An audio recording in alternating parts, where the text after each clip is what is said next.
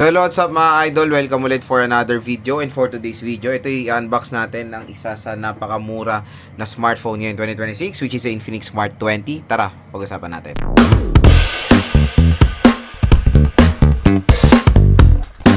Naghahanap ba kayo ng murang smartphone? Ito may masasa ko sa inyo ang Infinix Smart 20.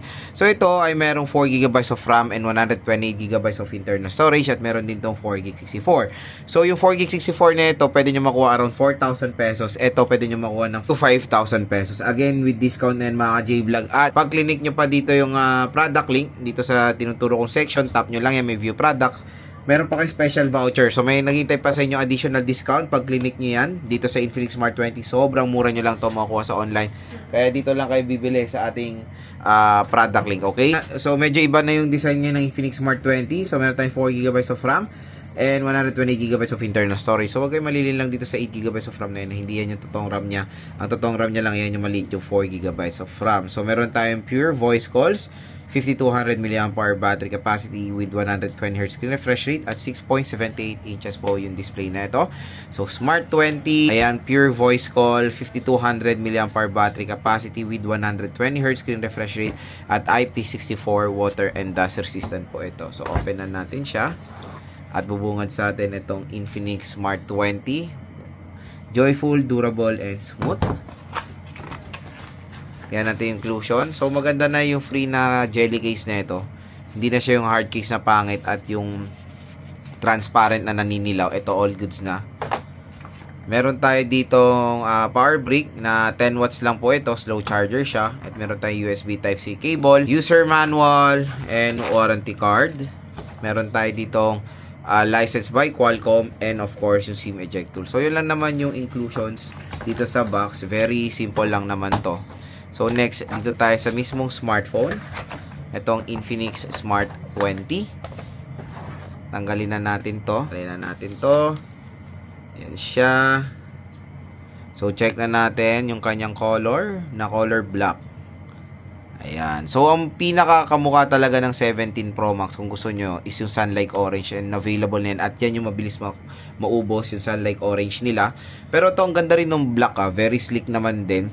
So meron tayong dual camera dito, matte finish. Tapos may parang, ayan nga, mukhang 17 Pro Max yung kanyang cutout dito.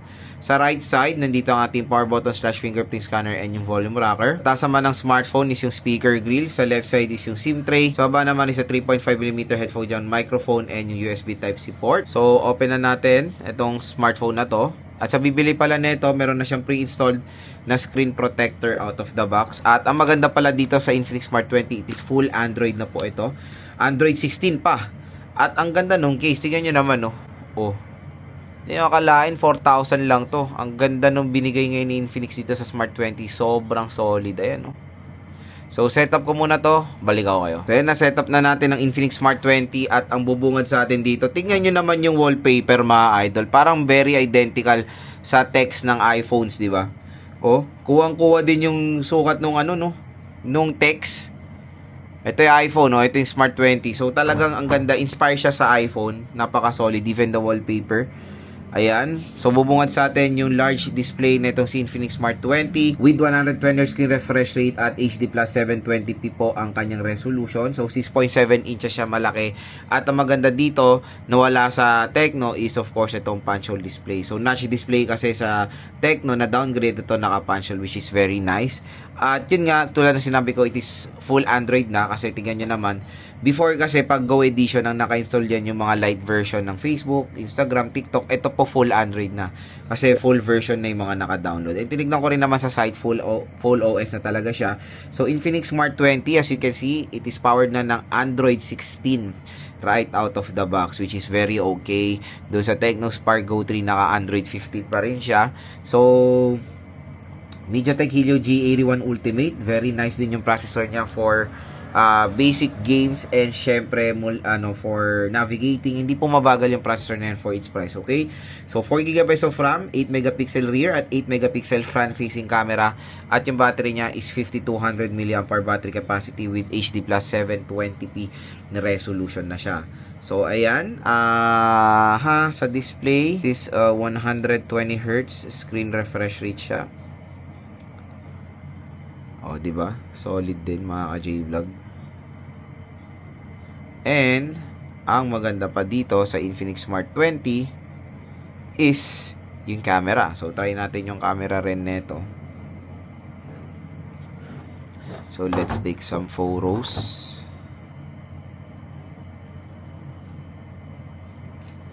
Ayan. Linaw din ng ano niya, ng photo niya.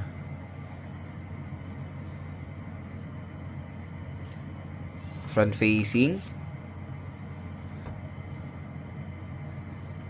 Ayan. All goods naman mga ka-J-Vlog for its price. Kaya yun, kung interested kayo dito sa Infinix Smart 20, again, yung link na ito, nandito sa ating product link, i-click nyo na yan. Mura at bagsak presyo lang itong smartphone na to. At napakagandang i-recommend kung naghanap kayo ng affordable budget smartphone ngayong 2026.